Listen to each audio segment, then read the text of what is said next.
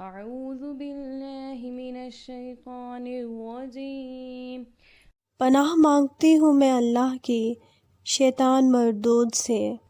بسم اللہ الرحمن الرحیم۔ شروع اللہ کا نام لے کر جو بڑا مہربان نہایت رحم والا ہے۔ وَإِذْ فَرَقْنَا بِكُمُ الْبَحْرَ فَأَنْجَيْنَاكُمْ وَأَغْرَقْنَا آلَ فِرْعَوْنَ وَأَنْتُمْ تَنْظُرُونَ وَإِذْ وَاعَدْنَا مُوسَىٰ 40 لَيْلَةً ثُمَّ اتَّخَذْتُمُ الْعِجْلَ مِن بَعْدِهِ وَأَنْتُمْ ظَالِمُونَ ثُمَّ عَفَوْنَا عَنْكُم مِّن بَعْدِ ذَلِكَ لَعَلَّكُمْ تَشْكُرُونَ وَإِذْ آتَيْنَا مُوسَى الْكِتَابَ وَالْفُرْقَانَ لَعَلَّكُمْ تَهْتَدُونَ وَإِذْ قَالَ مُوسَىٰ لِقَوْمِهِ يَا قَوْمِ إِنَّكُمْ ظَلَمْتُمْ أَنفُسَكُمْ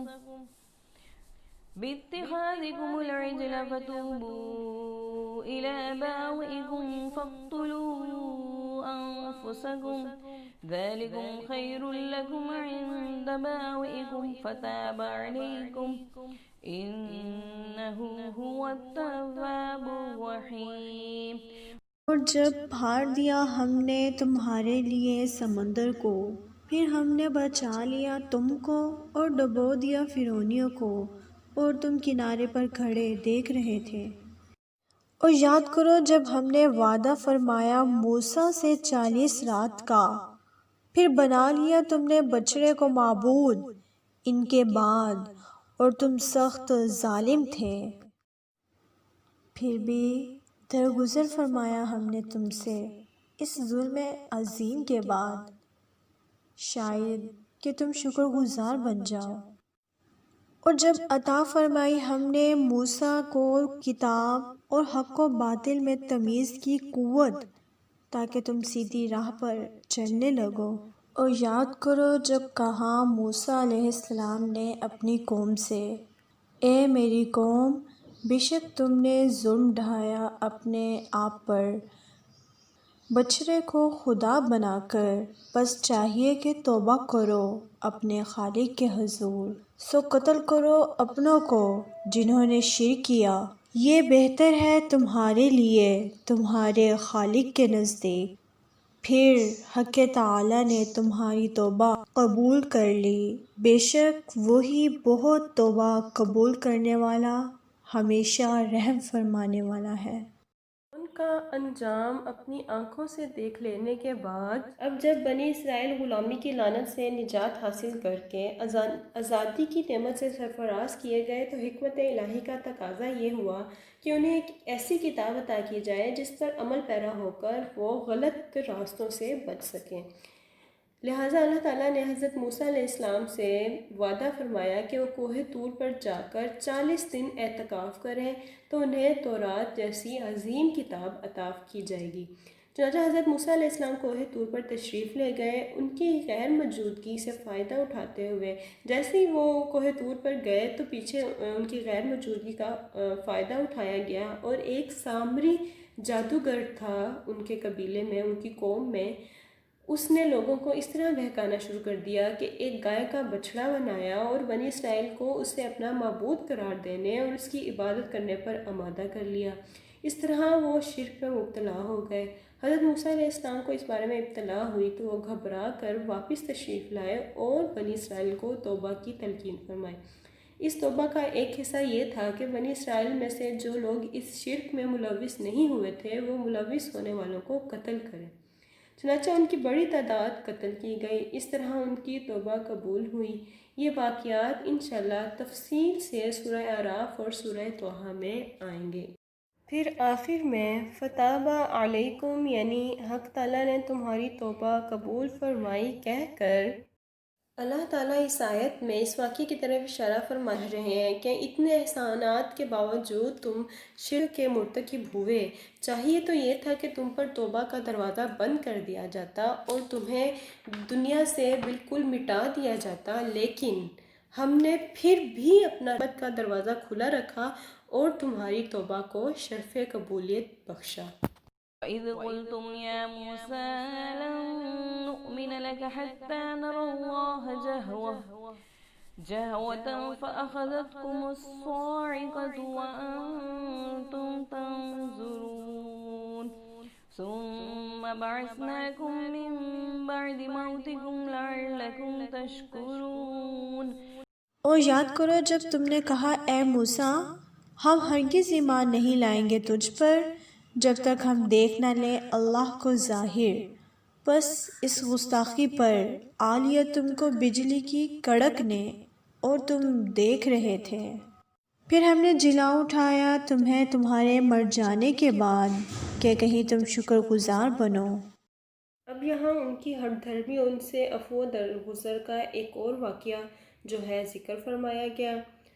جب حضرت موسیٰ علیہ السلام کوہ طور سے تورات لے کر تشریف لائے تو بنی اسرائیل نے ان سے کہا کہ ہم کیسے یقین کر لیں کہ اللہ تعالیٰ نے آپ پر کتاب نازل کی ہے۔ شروع میں ان پر حجت تمام کرنے کے لیے اللہ نے براہ راست خطاب فرما کر تورات پر عمل کا حکم دیا، مگر وہ کہنے لگے کہ جب تک ہم اللہ تعالیٰ کو آنکھوں سے نہ دیکھ لیں گے ہمیں یقین نہیں آئے گا۔ ان کے اس گستاخانہ طرز عمل پر ایک بجلی کی کڑک نے انہیں آ گھیرا۔ بعض روایات کے مطابق بتایا جاتا ہے کہ وہ ایک دفعہ سارے کے سارے بے ہوش ہو گئے، پھر اللہ تعالیٰ نے انہیں دوبارہ زندگی عطا فرمائی اور بیان کیا ثم بعثناکم من بعد موتکم لعلکم تشکرون۔ وَظَلَّلْنَا عَلَيْكُمُ الْغَمَامَ وَأَنزَلْنَا عَلَيْكُمُ الْمَنَّ وَالسَّلْوَىٰ كُلُوا مِن طَيِّبَاتِ مَا رَزَقْنَاكُمْ وَمَا ظَلَمُونَا وَلَٰكِن كَانُوا أَنفُسَهُمْ يَظْلِمُونَ۔ اور ہم نے سایہ کر دیا تم پر بادل کا اور اتارا تم پر من و سلوہ، کھاؤ پاکیزہ چیزوں سے جو ہم نے تمہیں دے رکھی ہیں، اور انہوں نے ہم پر کوئی زیادتی نہیں کی بلکہ وہ اپنی ہی جانوں پر زیادتی کرتے رہتے تھے۔ سامعین گرامی، اب جس طرح سے آیات آگے بڑھ رہی ہیں اسی طرح دور بھی مختلف قسم کے بیان کیے جا رہے ہیں۔ اب چونکہ بنی اسرائیل کا اصل وطن شام تھا اور حضرت یوسف علیہ السلام کے دور میں یہ لوگ مصر چلے گئے تھے، مصر کی طرف انہوں نے ہجرت کی۔ ان کے مصر جانے کے بعد عمالقہ نامی ایک قوم نے شام پر قبضہ کر لیا۔ اب جب وہ اپنے وطن واپس لوٹے تو انہیں حکم یہ ملا کہ عمالقہ سے جہاد کریں اور اپنا وطن آزاد کروا کر جس طرح چاہیں آزادی سے اپنے ملک میں رہیں، لیکن انہوں نے جہاد کرنے سے صاف انکار کر دیا، جس کی سزا یہ ہوئی کہ 40 سال تک طیہ نامی ایک ریگستان میں بھٹکتے رہے۔ اس حالت میں بھی اللہ تعالیٰ کی نوازشات ان پر سایہ فگن رہیں۔ اللہ تعالیٰ ان پر انعامات کا ذکر کچھ اس طرح فرماتے ہیں کہ ہم نے دھوپ سے بچانے کے لیے انہیں بادلوں کا ایک سائبان دیا، پانی کے چشمے بہا دیے، ان کے لیے من و سلوہ اتارا آسمان سے، اور ایک ریگستان عطا فرما دیا تاکہ وہ ایک دفعہ اللہ کے حضور جھک جائے۔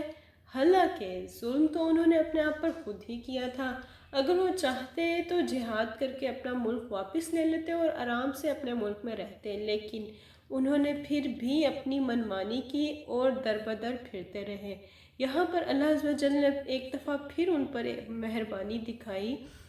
اور وہ لوگ جنہوں نے صاف طور پر اللہ کا حکم ماننے سے انکار کر دیا تھا انہی پر اللہ نے طرح طرح کے انعامات فرمائے تاکہ وہ آرام و سکون سے زندگی کا لطف اٹھا سکیں۔ وَإِذْ قُلْنَا ادْخُلُوا هَٰذِهِ الْقَرْيَةَ فَكُلُوا مِنْهَا حَيْثُ شِئْتُمْ رَغَدًا وَادْخُلُوا الْبَابَ سُجَّدًا وَقُولُوا حِطَّةٌ نَغْفِرْ لَكُمْ خَطَايَاكُمْ وَسَنَزِيدُ الْمُحْسِنِينَ۔ فَبَدَّلَ الَّذِينَ ظَلَمُوا قَوْلًا غَيْرَ الَّذِي قِيلَ لَهُمْ فَأَنزَلْنَا عَلَى الَّذِينَ ظَلَمُوا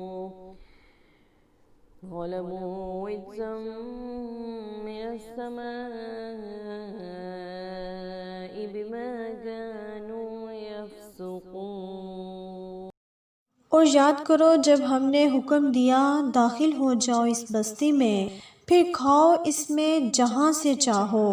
جتنا چاہو، اور داخل ہونا دروازے سے سر جھکائے ہوئے، اور کہتے جانا بخش دے ہمیں، ہم بخش دیں گے تمہاری خطائیں، اور ہم زیادہ دیتے ہیں نیکوکاروں کو۔ پس بدل ڈالا ان ظالموں نے اور بات سے جو کہا گیا تھا انہیں، تو ہم نے اتارا ان ستم پیشہ لوگوں پر عذاب آسمان سے بوجہ اس کے کہ وہ نافرمانی کرتے تھے۔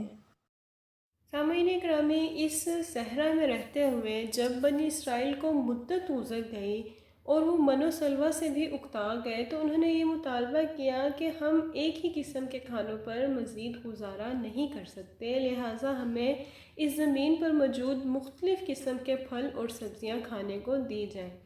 اگرچہ ان کا مطالبہ بے جا تھا، لیکن پھر بھی اللہ نے ان پر مزید رحم کیا، اور نہ صرف یہ کہ انہیں کھانے کو مزید چیزیں دیں، بلکہ اعلان فرما دیا کہ اب تم لوگوں کو مزید صحرا کی خاک چھاننے کی ضرورت نہیں ہے، بلکہ وہ جو سامنے ایک شہر آباد ہے اس پہ داخل ہو جاؤ، لیکن اپنے گناہوں کی ندامت لیے، سر جھکائے ہوئے، معافی مانگتے ہوئے، لفظ ہتوتن یعنی ہمارے گناہ بخش دے کہتے ہوئے شہر میں داخل ہونا، اور پھر وہاں پر تمہیں جو بھلا لگے اپنی رغبت کے مطابق کھانا پینا اور راحت کی زندگی گزارنا۔ لیکن ان سب نعمتوں کے باوجود بنی اسرائیل سرکش ہی رہے اور غرور تکبر میں اس قدر دھنس گئے کہ شہر میں داخل ہوتے وقت عاجزی تو دور بلکہ سر اکڑا کر سینہ تان کر تکبر سے داخل ہوئے، اور ہتتن لفظ کو بگاڑ کر ہنتتن یعنی گندم بنا دیا، اور مذاق اڑاتے ہوئے ہنتتن کہتے شہر میں داخل ہوئے، اور انہوں نے یہ ثابت کر دیا کہ گمراہ قوم کبھی سیدھے راستے پر نہیں چل سکتی۔ صدق اللہ العظیم۔